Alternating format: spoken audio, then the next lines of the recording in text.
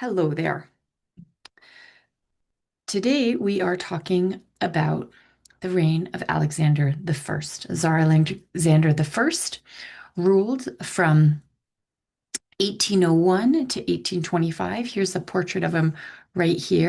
Alexander the First comes to power after his father is murdered in a coup of which he was aware, although he probably didn't know and certainly did not and would not, as far as we understand, have consented to his father's murder. Nonetheless, so he comes to power. Alexander has gone down in history as the enigmatic czar. He was, he began as someone with real reforming intent, but didn't carry those out. And not only didn't carry out the reforms that he might have aspired to early in his reign, as his reign proceeded, he became increasingly religious, even mystical. So he's been hard to categorize as one certain thing. And certainly the Alexander that ruled in 1802 um, was quite unlike the Alexander that was ruling in 1824. Um, and of course, the largest story of Alexander's reign is the Napoleonic Wars. We'll get to that, but I wanted to just really briefly talk about his domestic policy a bit. As you'll recall, he's the grandson of Catherine, and he grows up very much on her knee, loved his grandmother, and was influenced by her. She took a guiding hand in his education. And so it's no surprise, perhaps, that he came to the throne with intentions to reform, modernize, and along lines that promoted what he understood as justice. He even talks at times about human rights. So he recognizes that serfdom is bad, for example, as Catherine had.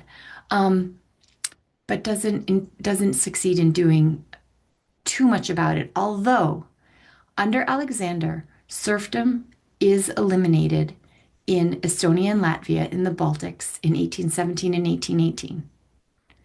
He doesn't manage to bring these reforms to Central Russia or anywhere else in the empire.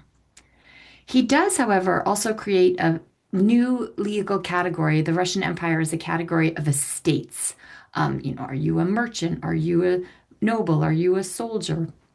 And he creates a new category of free agriculturalists, free peasants. And this is for people whose noble masters voluntarily manumit them.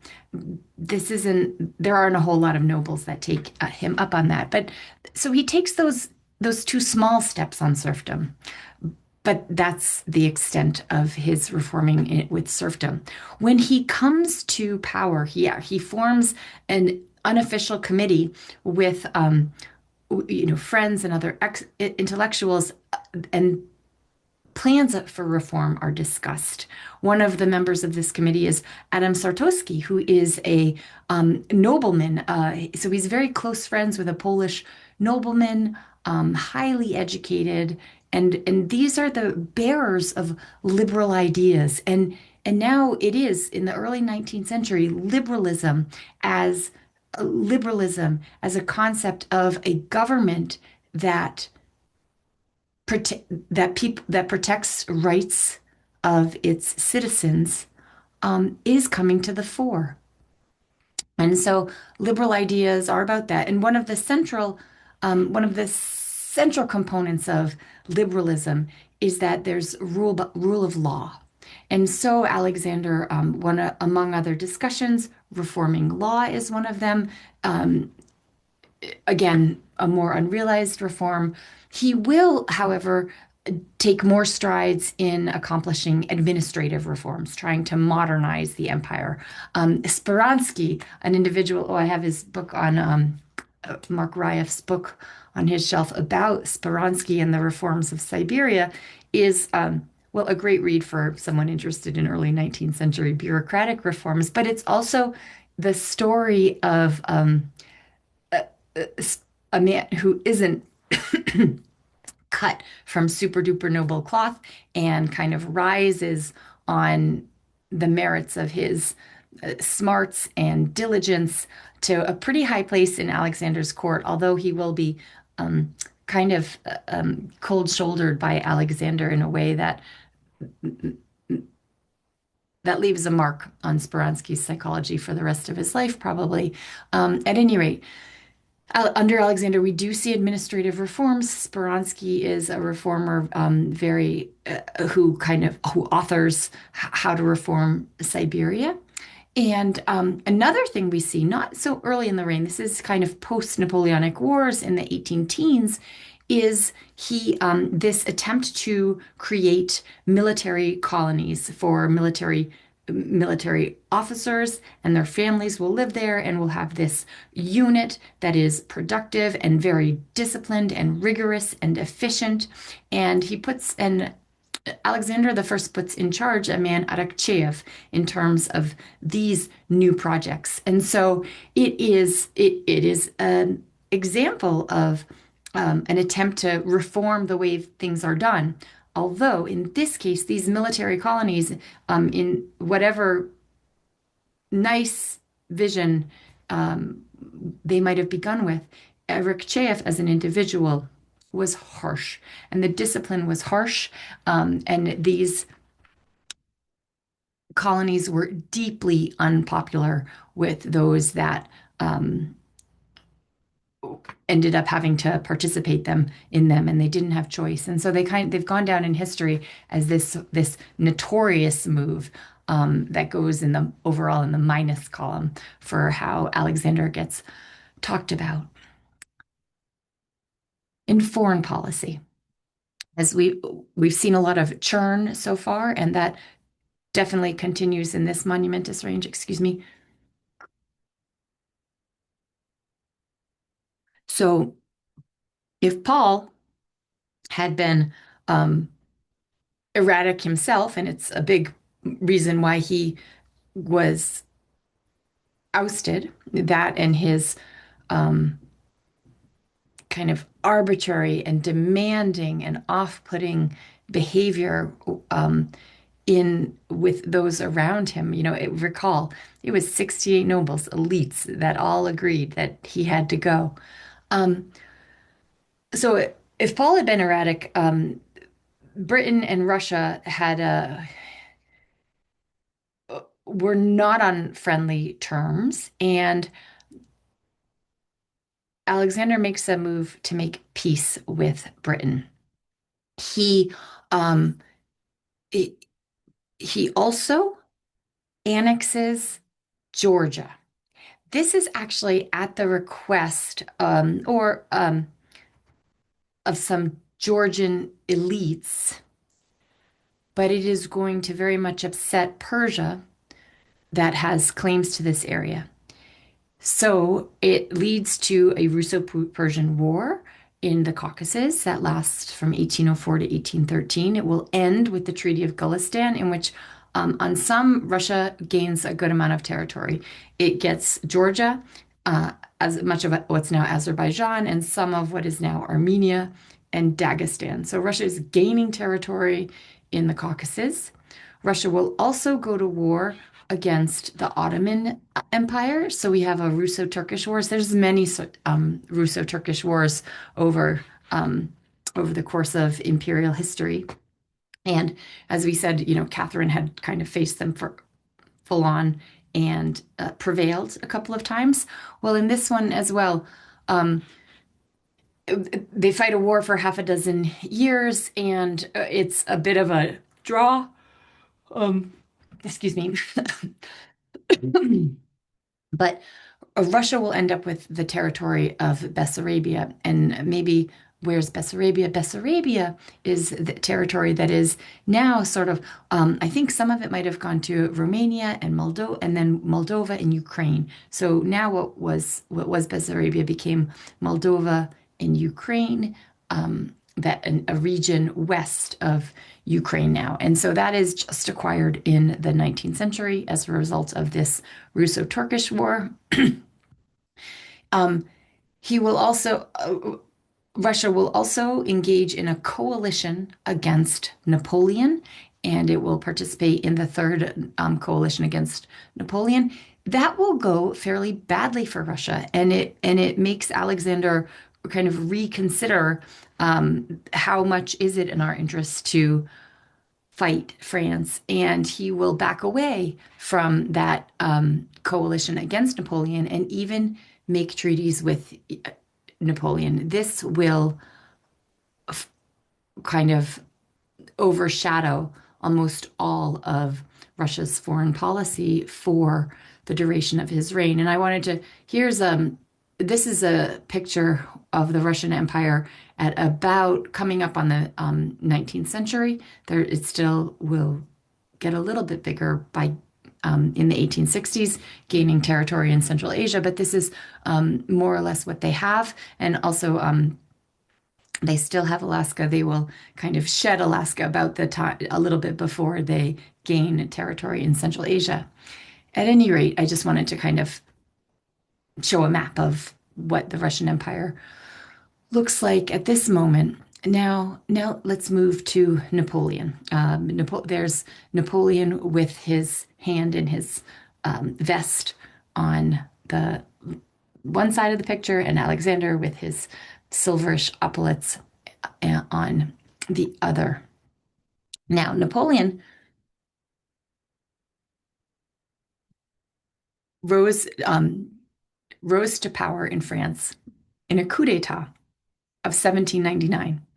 And this coup was the 1799 coup was called the 18th Brumaire. Ah, and I wanted to, you know what? I wanted to show you a picture that I let me. mm, let's see if I can bring in a little picture from the 18th, little picture that just explains this strange word, Brumaire, for you. Um, eh, all right, we'll more or less. Wait, there's that, and there's this one. Here, we don't want to mess with that too much because it's a pain to.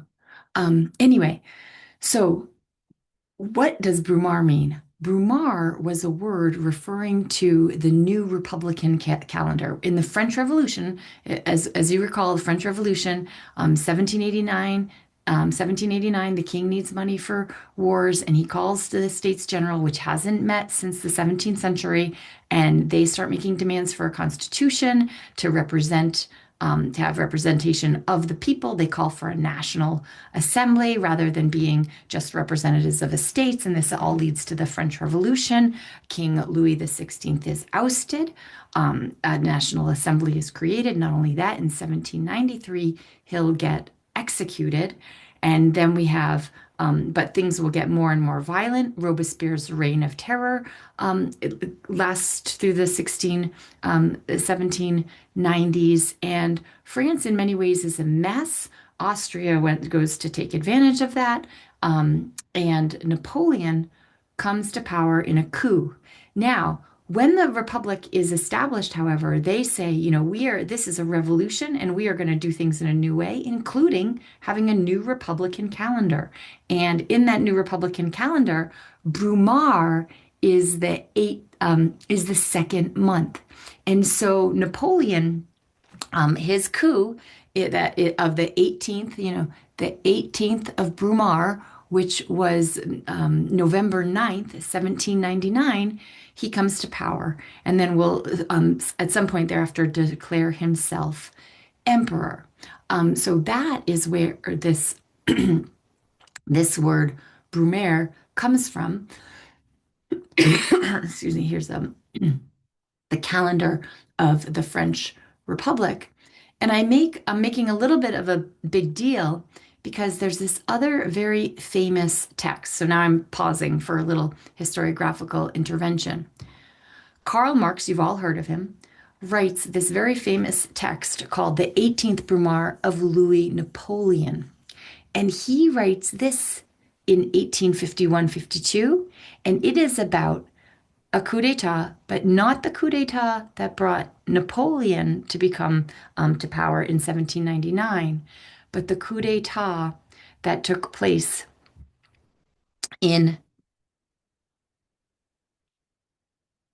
1851, which ended the Second French Republic and brought to power Napoleon's nephew, who we'll call Napoleon III. He was already, Louis Bonaparte was already the president of the Second French Republic, but he asserted his power as emperor in this coup d'etat. And Karl Marx saw these events as um, an opportunity to that where the way he understood historical change to happen, to really play out. And as he writes, he even wrote that this history demonstrates how the class struggle in France created circumstances and relationships that made it possible for a grotesque mediocrity to play a hero's part. And he tells the story of this 1851 coup that made Louis Bonaparte Napoleon III in 1851 in this essay, The 18th Brumaire of Napoleon. And now, so the subject is not the 1799 coup, but the title, he's very much gesturing to his opinion on this story that Napoleon III was but um, that was but a pathetic shadow of the world historical changemaker his uncle Napoleon had been. And it's from this idea that comes one of Marx's most famous passages. You've probably all heard of it, even if you didn't know it by Karl Marx, by that, even if you didn't know that it was Karl Marx that first penned it, and even if you didn't know that it was from this particular essay, but he wrote, Hegel remarks somewhere that all great world historic facts and personages appear, so to speak, twice. He forgot to add, the first time as tragedy, the second time as farce. So this often gets repeated and a little bit butchered to say history comes the first time as tragedy, second time as farce, right? That's Marx, and it's him analyzing this mid-19th century coup that brought Napoleon's nephew to power. While we're pausing on it, a couple of other very famous quips from that very essay include Marx's view on the role of the individual in history. He writes in that essay, men make their own history, but they do not make it as they please. They do not make it under self-selected circumstances, but under circumstances existing already, given and transmitted from the past. That's to these questions of agency. He's saying, well, there's some degree of agency, but in large part, circumstances kind of set things up to go in a certain way. All right, so back to Alexander and Napoleon and how things unroll there. So Napoleon is this very aggressive. He is engaging in wars of empire all over the place. He kind of joins the military, of Corsican descent, by the way. That is significant because I'm getting a little bit ahead of myself. But when Napoleon wants to marry Anna Pavlovna, the sister of Alexander, Maria Fyodorovna, the empress, says, "I had no way will I give my daughter to that, or no way should she go to that Corsican cannibal," is what she calls him. So, but that's a little bit down the road. So he had this Corsican had risen in the army and had been off to invade Egypt, even as one of his earliest feats that helped establish him as a very capable and inspiring military leader.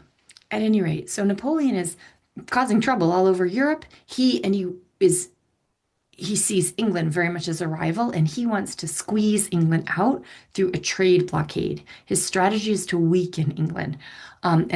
This system, so he has this idea, no one trade with England. And that is called the continental system. Russia goes along at first, but in time starts to recognize that this is not in Russia's own economic interests, and it goes its own way, which will precipitate a breakdown in the Russian-French relations, although it doesn't happen immediately. So it's in 1804 that Napoleon names himself emperor, and then he launches his campaign against all these major powers into Egypt and Persia as well. But he wants to keep Russia on, stay on good terms with Russia.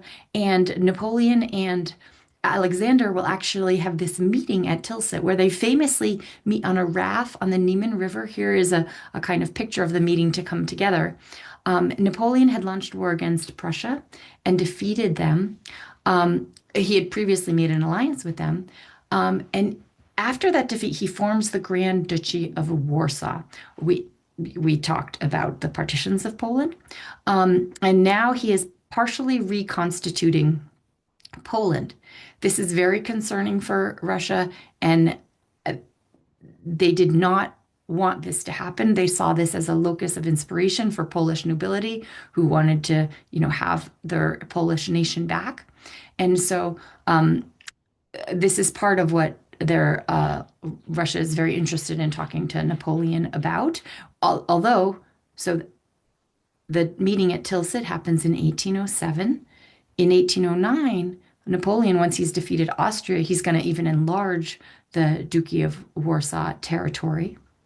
And so Alexander thinks that he can convince Napoleon on these lines as he gets the sense that that he can't influence Napoleon so much. Relationships break down. They do have another meeting in 1808 to try and hold on to their relationship that they've formed. We're told from the sources that they had a good rapport with each other. But things are heading in the wrong direction. Alexander further offended Napoleon when he refused to let his sister, the Grand Duchess Anna Pavlovna, marry Bonaparte. Bonaparte had divorced his wife Josephine, and many people who here's a picture of Josephine, his Napoleon's first wife, and there's this famous letter that he wrote to Napoleon. Had a messenger send a note saying something like, "I'll be back in Fair Paris on Friday. Don't wash." Cultural historians have had a lot of fun with that in our, modern world where we have all kinds of creams and deodorants and sprays, etc., to make sure that, human scent isn't passed on. Napoleon writes her a letter, "I'll be back I'll be back Friday. Don't wash." But at any rate, as much as he might have enjoyed Josephine, he divorces her because he wants to have a more prestigious international match to build his credibility. And one of the he's working a lot of angles. One of those is to marry Tsar Alexander I's sister, but he doesn't outright say no. He says she's too young. Can we delay for 2 years? And Napoleon takes offense and gets married in the meantime. In 1810, Alexander legalizes the importation of some British goods in defiance of Napoleon's continental system. And by 1811, the tensions are building between the two nations. And Alexander is under strong pressure from the Russian nobility to break off the alliance, and the first and relaxing the continental system greatly angers Napoleon. In 1812, Napoleon, having been so angered, advisors to Alexander suggested that the French might invade and they might recapture the rest of what had been the Polish-Lithuanian Commonwealth. Russia deployed large numbers of troops toward the previous borders of Poland. More than 300,000 of its total army strength at the time was just a little over 400,000. And then, on receipt of intelligence reports that Napoleon had was amassing a really large army, and then they tried to get additional men that had been deployed to Iberia on other affairs. Napoleon ignored repeated advice from people against invading the vast Russian heartland, and he prepared for an offensive campaign. On June 23rd, 1812, Napoleon's invasion of Russia commenced. And here's just a couple um, bullet points of how we get to 1812. So June 1812, he starts marching in.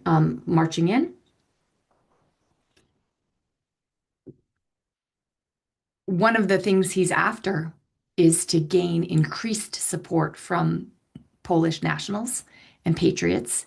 And so Napoleon called this war the Second Polish War. How's that for marketing? Um, the first Polish War having been the Bar Confederation uprising against Russia in 1768.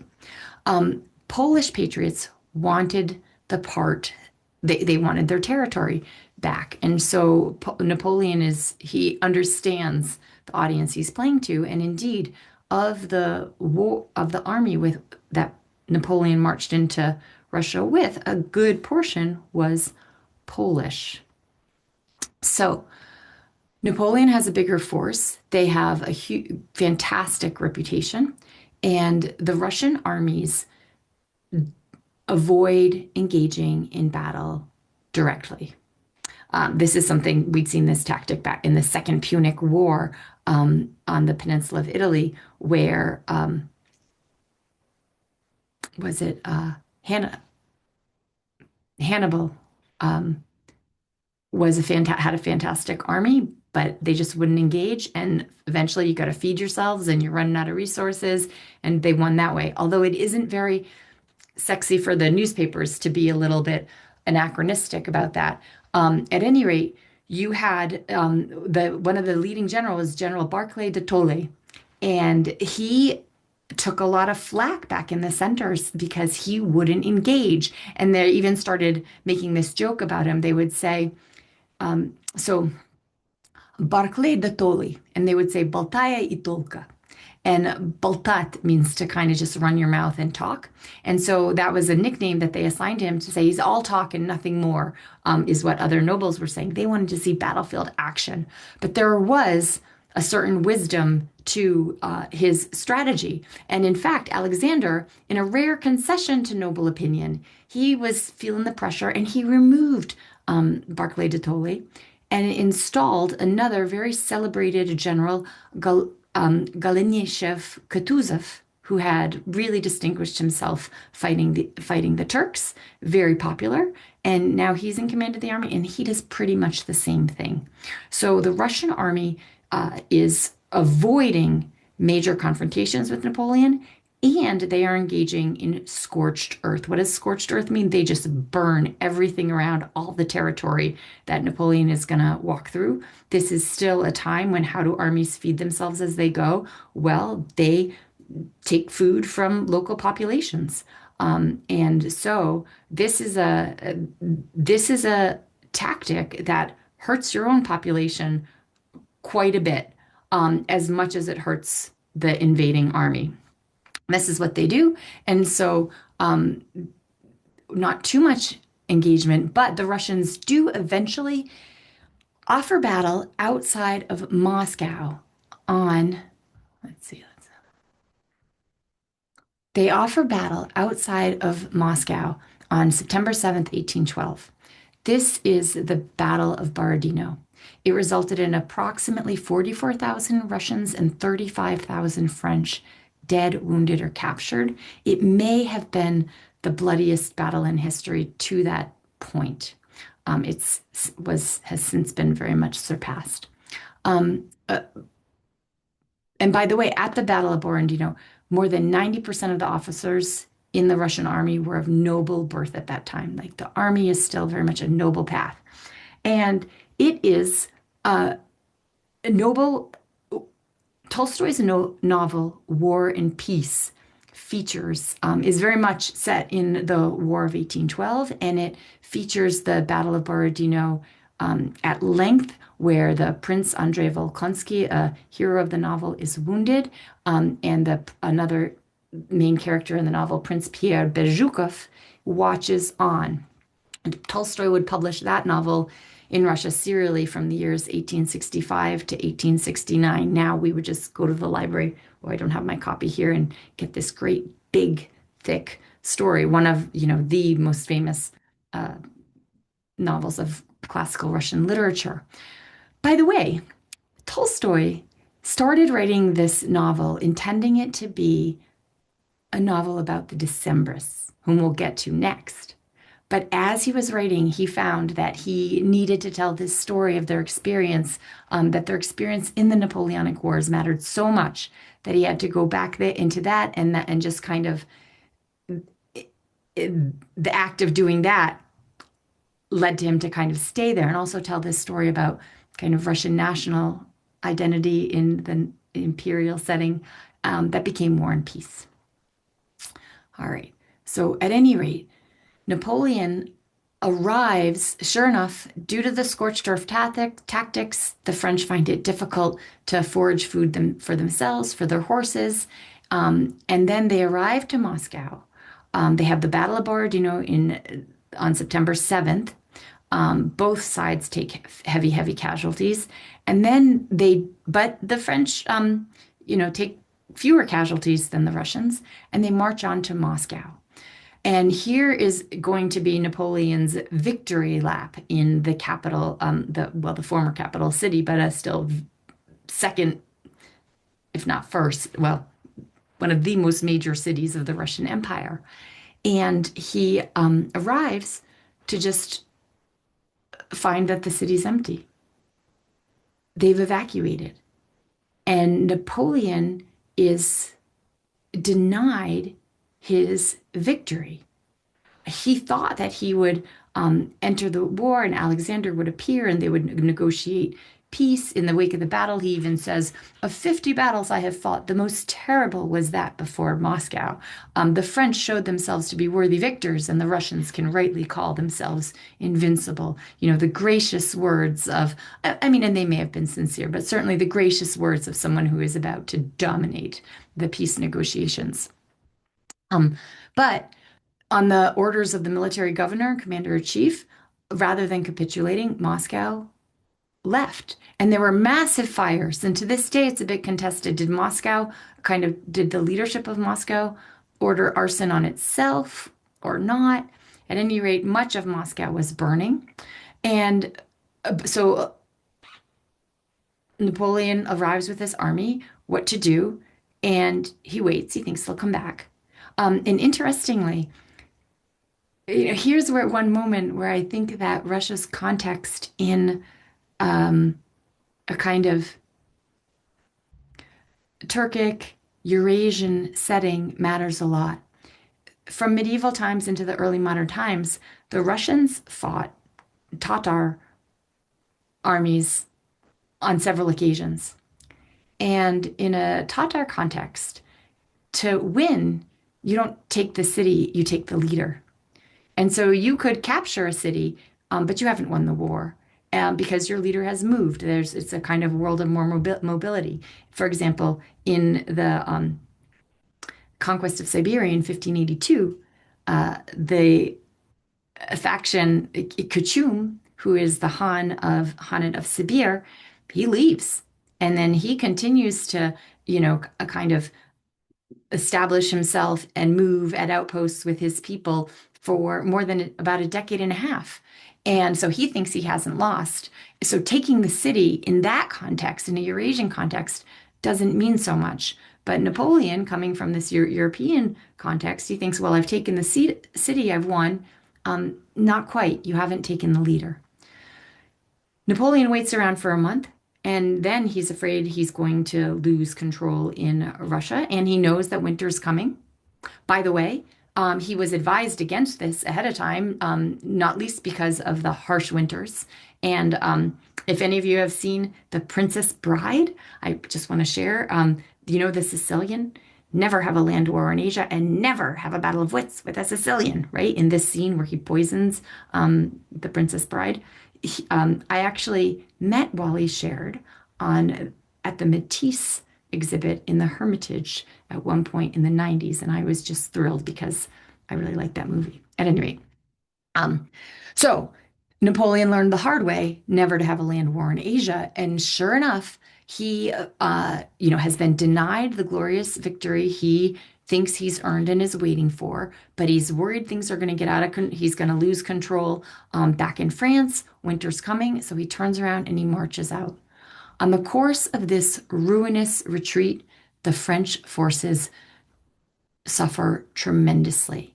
If he had marched into France with over 450,000 troops, at the end, less than 40,000 troops cross the Berezina River in November 1812, departing Russia. So the strategy that the Russians have won, and here's a very dramatic painting capturing the French army leaving Russia in November, crossing the Berezina River. And so this graph right here to kind of show you the big thick graph in tan line in tan, this is them on the way in, over 450,000 strong. They get to Moscow. They're losing people on the way. They have some deserters. And then on the way out, they lose even more. There's also, they're being picked off. Locals, they may not have liked to have their whole farm burned down, but they certainly didn't want to be invaded by France. And so they're picked off from the rear, some desert. It's cold, there isn't food. Many die along the way, lots and lots of casualties. And so they cross out, they enter with over 450,000 troops and leave with less than 40,000 troops. French losses in the campaign have been put at 570,000 in total. That's casualties, so dead and wounded, whereas the Russian casualties are put at 150,000 in battle, but hundreds of thousands of civilians really suffered in the course of this war over Russian territory as well. So that is kind of the history, some history of the Russian War. As we've read, Nadezhda Durova serves in those wars, distinguishes herself, identifying as Alexander Alexandrov throughout the course of the war, but will even have an audience with Alexander the First at some point, and retires and lives out her day as a man. The let's see, how much time do we have? We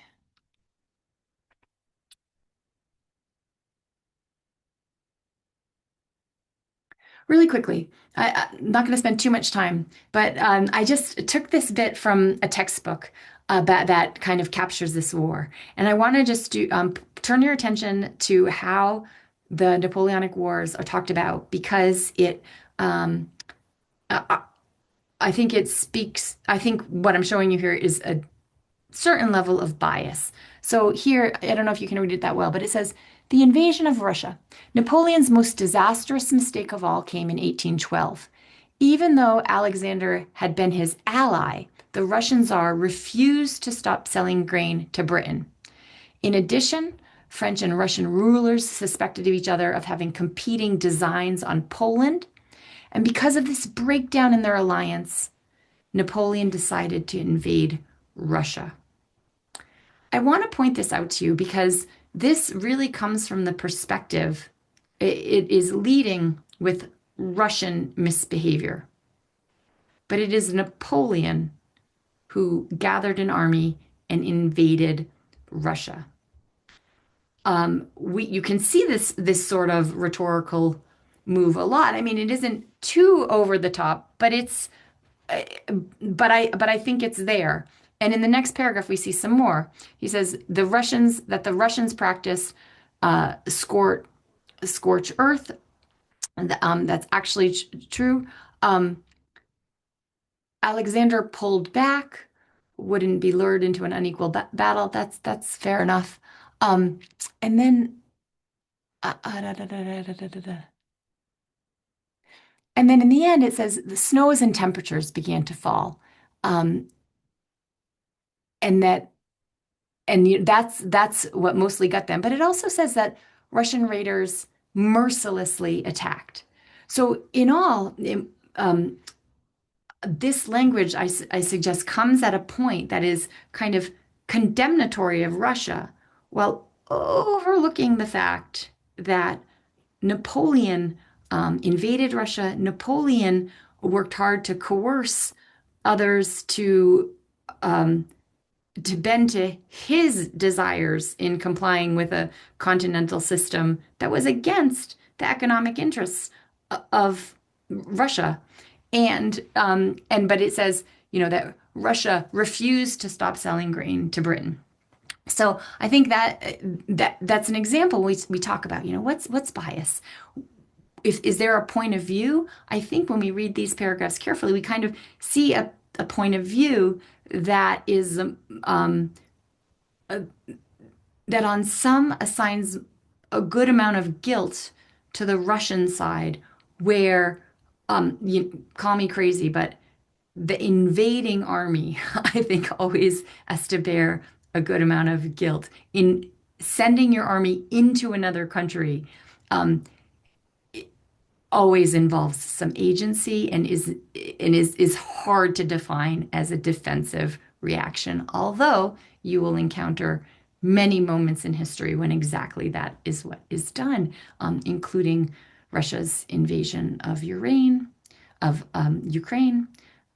and among many reasons, I believe that the U.S. bombings of Iran has been described defensively by the administration as well. Okay. And here's just here's a picture of what the Duchy of Poland of Warsaw is starting to look like in the 19th century. I've shown you this slide before, kind of reviewing that history of where was Poland. All right. The Congress of Vienna. Um, so how does this all, Napoleon has just kind of blown up the geopolitical map of Europe. How does it all get settled? Well, he gets settled at the Congress of Vienna. It happens mostly in 1815.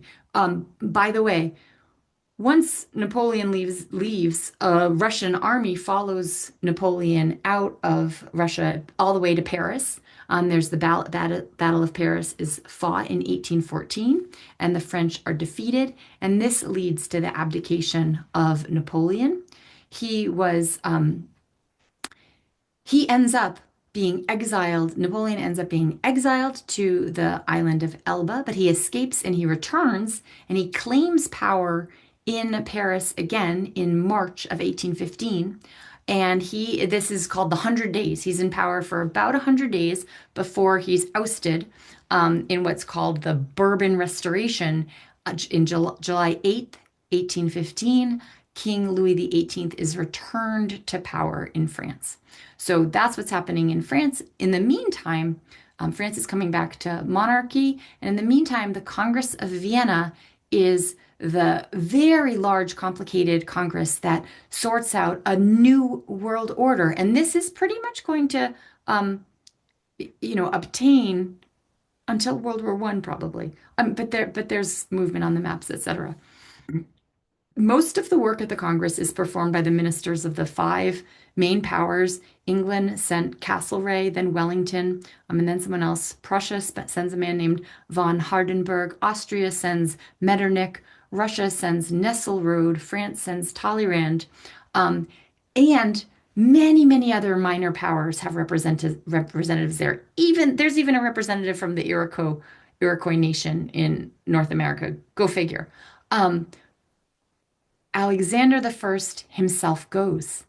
He really understands it's Russia that's defeated Napoleon after all, and Alexander is proud to be there, take something of a victory lap, and participate. although he'll end up um, fairly disappointed. Um, kind of, I think the Congress of Vienna of 1815 contributes to a sort of chip on Russia's collective shoulder in its geopolitical imagination that the West has been treating us unfairly. Um, The final act of the Congress of Vienna, which embodied a number of separate different treaties that had been arrived upon, was signed on June 9th, 1815, actually a few days before the Battle of Waterloo. And it's Napoleon fights the Battle of Waterloo. That's his final defeat. And then he is going to be exiled to an island one more time, where he will, St. Helena, where he will live out his days. Um, Russia, so among the provisions, Russia was given the most of the Duchy of Warsaw, and it was allowed to keep Finland. Russia had annexed Finland in 1809, and it held it until 1917. Interestingly, the kind of if we were going to come back to if we were going to come back to Alexander and his liberal mindedness earlier in his reign, I'll point out that he grants Finland a constitution. So we have this interesting imperial dynamic. Yes, it is a kind of an other people that are being ruled over, but they have a system that is where they have more autonomy than anywhere else in the Russian Empire. And so that was Alexander was interested in experimenting, what would constitutional monarchy look like? And so in some ways, Finland is a test case of that. Um, at any rate, Finland remains a part of Russia as in the wake of the Congress of Vienna. Prussia was given two-fifths of Saxony, parts of the Duchy of Warsaw, and the Rhineland-Westphalia. A German confederation of 38 states was created from what had previously been 300 different entities under the presidency of the Austrian emperor. Only portions of the territory of Austria and Prussia were included in this confederation. The United Kingdom of the Netherlands was established, which merged the Dutch Republic with what had been Austrian and Netherlands and is now Belgium to its south. Swedish Pomerania had been ceded to Denmark previously and now goes to Prussia. The neutrality of Switzerland was guaranteed, and there's much more. Perhaps one of these things that is so lost in the sands of time, but mattered a lot at the moment, was the Polish-Saxon crisis. And so I'm going to take just a minute to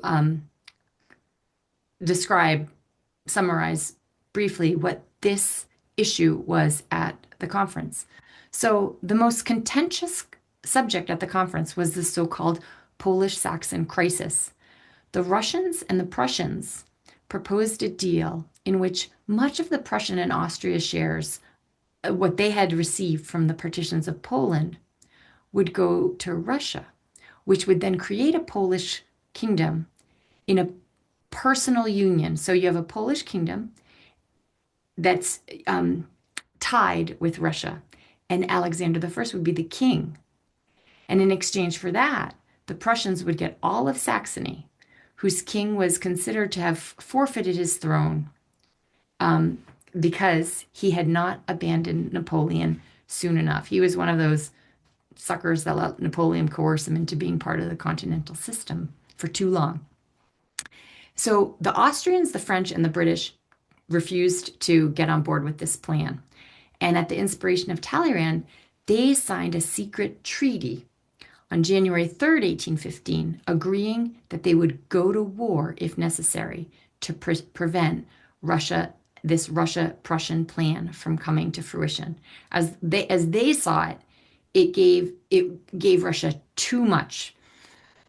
Again, and so though none of those three powers were actually ready for war, Russia didn't call their bluff, and an amicable settlement was reached on October It was an amicable settlement was reached, and Russia received most of the Napoleonic Duchy of Warsaw as the Kingdom Poland, and it called it Congress Poland, but it did not receive the District of Poznan. The Grand Duchy of Poznan went to Prussia. Krakow didn't go to the Russian Empire. It remained a free city for the time being. Um, and Prussia ended up with 40% of Saxony. So, but in some ways, I, I took the time to tell you about this because this is one of those moments, and like we haven't thought about Saxony for a long time, but this is one of those moments where Alexander, they're the victor. Everyone else sends their foreign minister. Alexander, the Tsar, is going himself to, participate and preside and sort of take a happy victory lap. And but other countries fear how powerful Russia might become. And they cooperate to make sure that Russia doesn't walk away with all of the all of previous Polish lands that it wanted. Um, and there's much more that we could say about the legacy of the Congress of Vienna, but we'll leave it at that for now. And I'll just end by pointing out, by bringing Alexander's death to an end. Now, or rather, his reign to an end. Alexander, it should also be said, after the Congress of Vienna, he really seems to have started to be influenced by a sort of religious mysticism, that he's really talking about kind of a union of Christianity and mystical powers and fate seem to be more and more a part of how he thinks about the place of the Russian Empire in the world, and even strategy, and how Russia should prioritize. And indeed, he was under the under the influence of mystics of the time. It was and so he wanted to, one of his big projects came to push this holy alliance of Christian nations that would push the Turks out of Europe once and for all. But before any of that could come to fruition, he died somewhat unexpectedly. He was down in Crimea in Taganrog, and he died. Um, it was the first time a Russian czar certainly in the Romanov dynasty, that a czar had died not at home, and came by surprise. And there's been this rumors circulated that he hadn't really passed away, but had faked his own death in order to get away from being czar, that he no longer wanted to be in that role.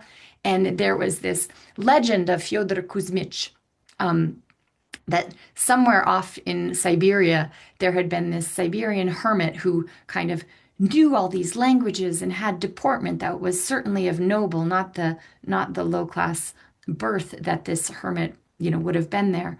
And so that rumor has circulated for a very, very long time. There were also some peculiarities about that there wasn't a viewing of the coffin. The stench was bad. Certainly the way that corpses were handled was different then. So this rumor has persisted quite a bit, and I'm actually aware of one French historian who gives it credence, but for the most part, it hasn't been established. At any rate, the unexpectedness and farawayness and oddities of his death, and not least that his brother Constantine had already removed himself from the line of succession, but no one, including Nicholas I, knew about it, created all sorts of problems, manifesting in the Decembrist Revolt, which we will talk about next time. All right, with that, we'll wrap up.